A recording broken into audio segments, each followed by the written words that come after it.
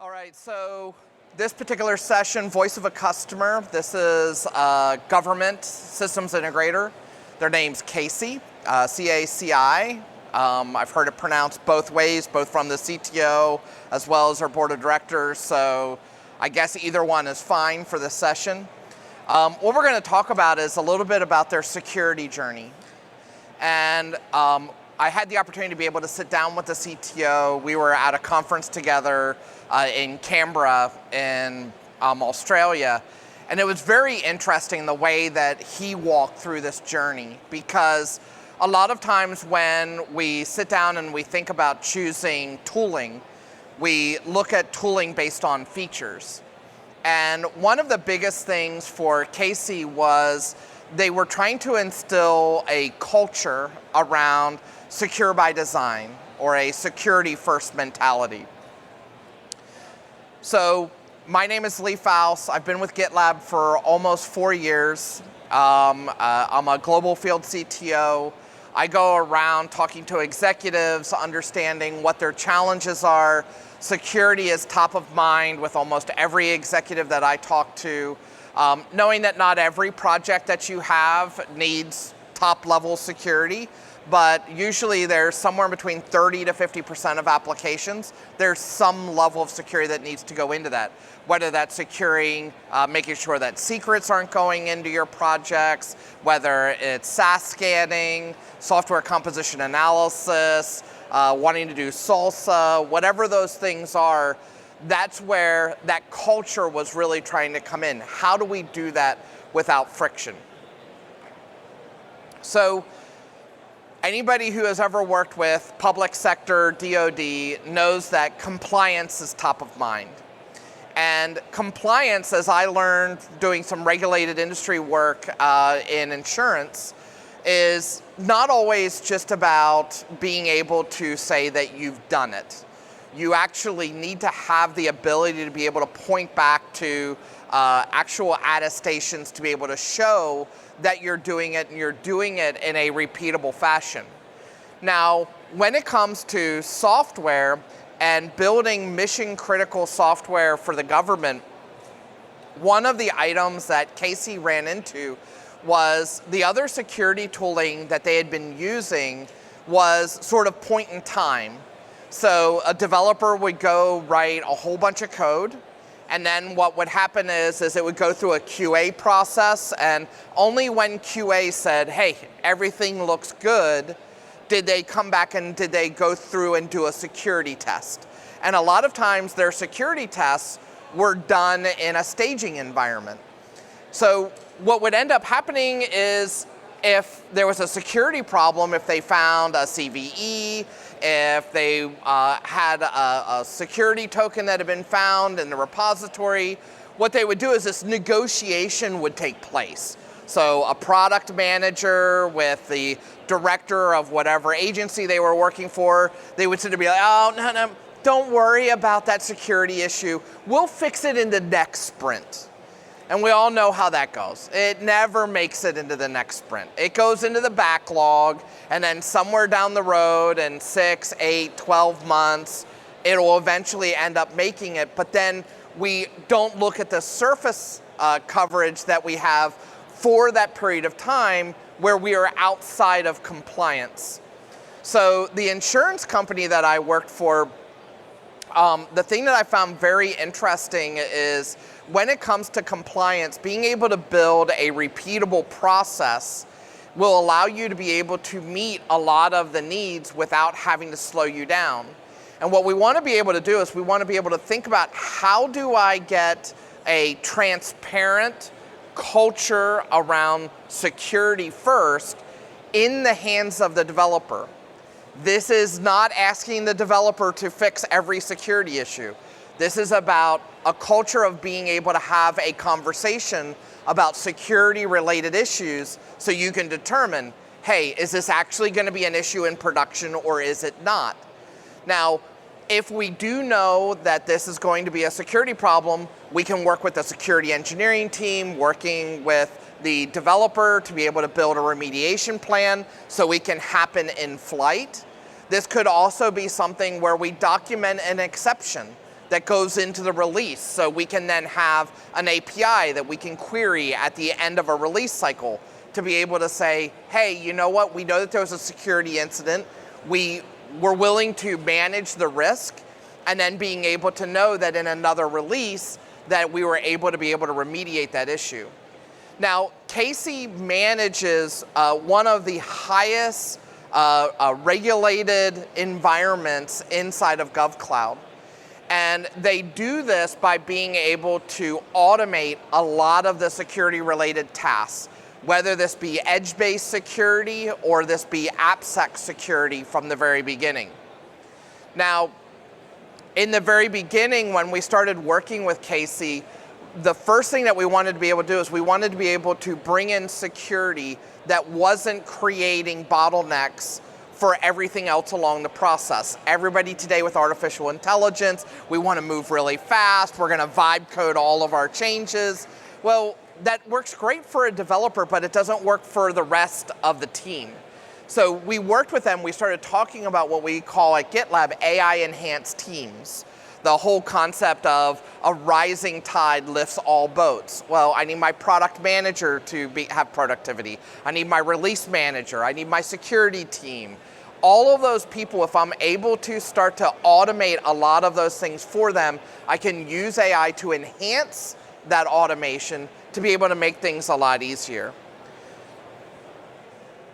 Now, the turning point for CACI, what they wanted is when they started looking at all of their different security tools, they started looking at how they managed their sprint planning, everything else. They had about 18 different tools that they were trying to manage. Well, having 18 different tools and having integration points between each one, it actually slowed them down.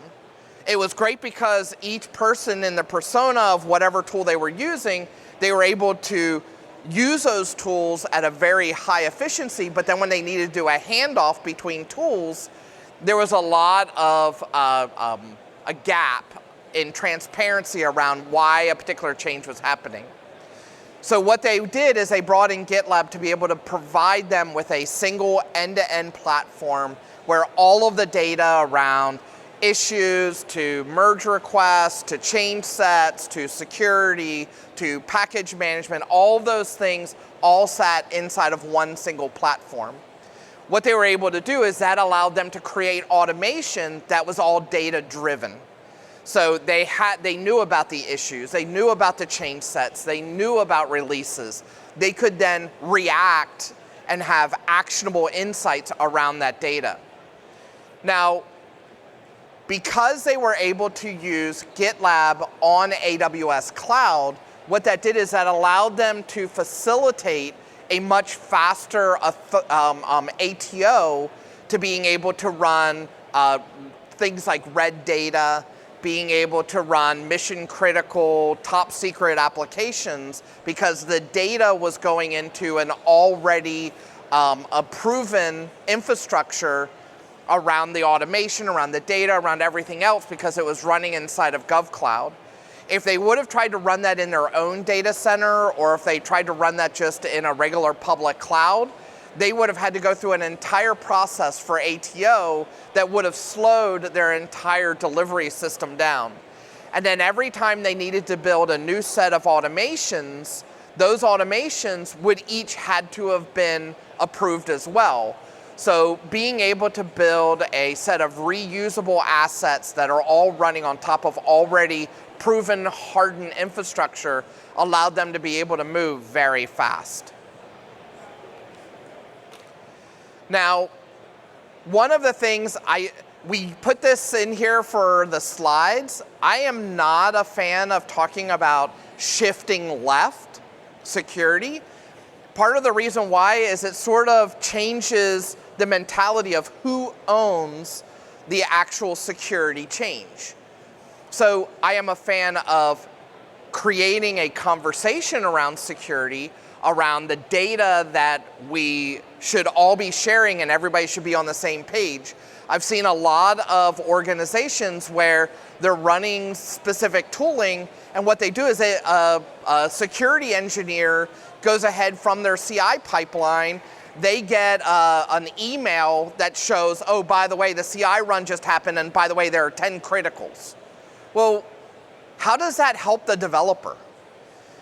By being able to have the ability, by being able to share those critical issues as part of a feedback loop to the developers while they're in the code and they're making those changes, we're able to improve the velocity. So it's not changing the ownership of the security, but providing the visibility for security-related activities.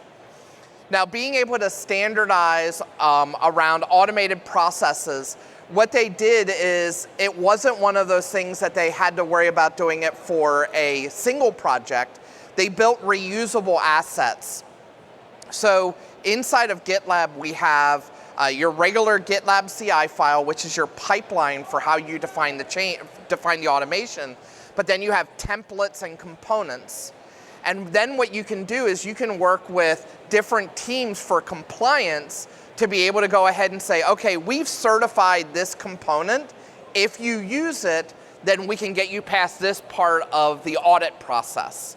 So then as a development team, they can create a new project template that automatically includes all of those components and all those templates. So when they go out the door, they know that their pipeline is already certified, it's already auditable, they know that they're within compliance.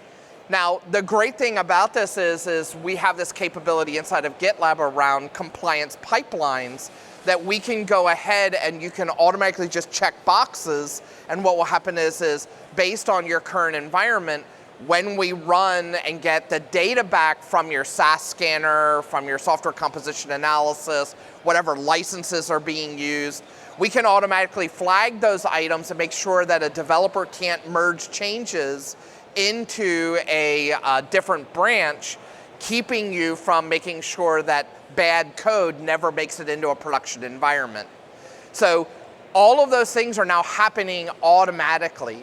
And then what we're able to do inside of GitLab is being able to use things like streaming events. So anytime we do authentication authorization, somebody changes, adds a new role to their GitLab projects, they add somebody manually to a project, they change somebody's permission and give them greater authorization to do work. Those streaming audits can now go to your SIEM tool, and you can then have something like PagerDuty automatically notify a security engineer, hey, Lee just did something really bad and gave Susan moderator rights, and Susan does not have the right clearance to be able to have access to this project at that level. So these are the kinds of things that they were able to completely automate away by being able to use GitLab, use those through those standardized processes. The other thing that we do inside of GitLab is when you think about how you organize projects, so there's groups, subgroups, and projects. So you create this file system type taxonomy that the security and authorization flows down to the lower level leaf nodes. So now if I'm inside of a subgroup and all of my projects are grouped inside of there, I can secure the subgroup without having to go to every individual project.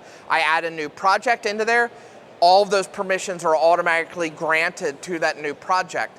That allows us to create a culture of collaboration and transparency.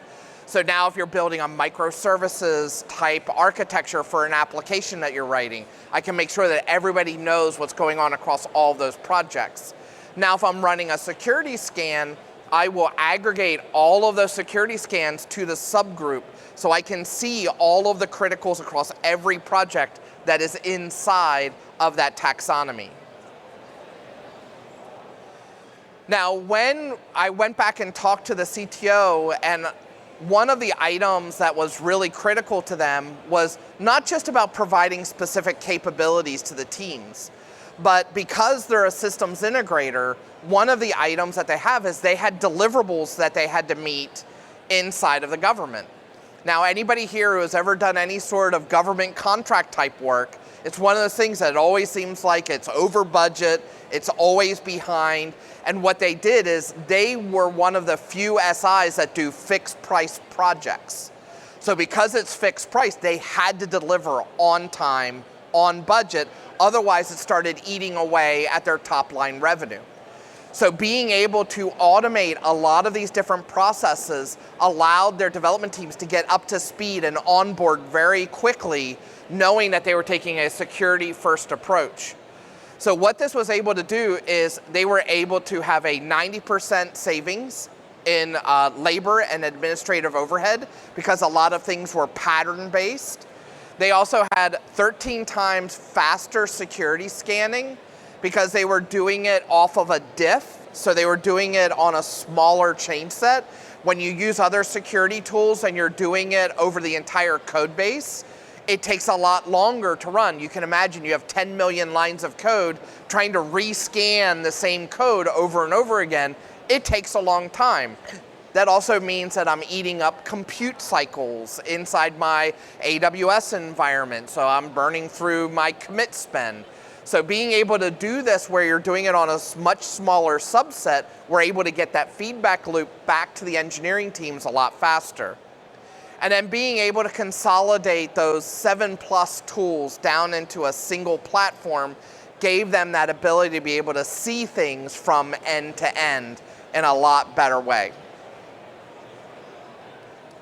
So lessons from any other company that works inside of a regulated industry, the key takeaways that we see from this particular example are compliance does not mean you have to compromise.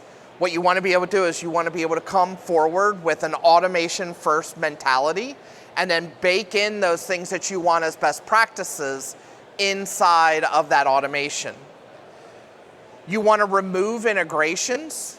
The more integrations you can remove, I usually have a slide that usually does not get approved by the AWS people where I show a big dumpster fire when we start talking about integrations.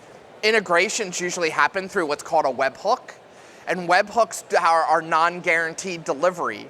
So if you're expecting there to be a tool to run your security scan and you're expecting to trigger that from a webhook, if that particular security product is down, you're going to go ahead and execute off of a webhook that's going to fire and forget.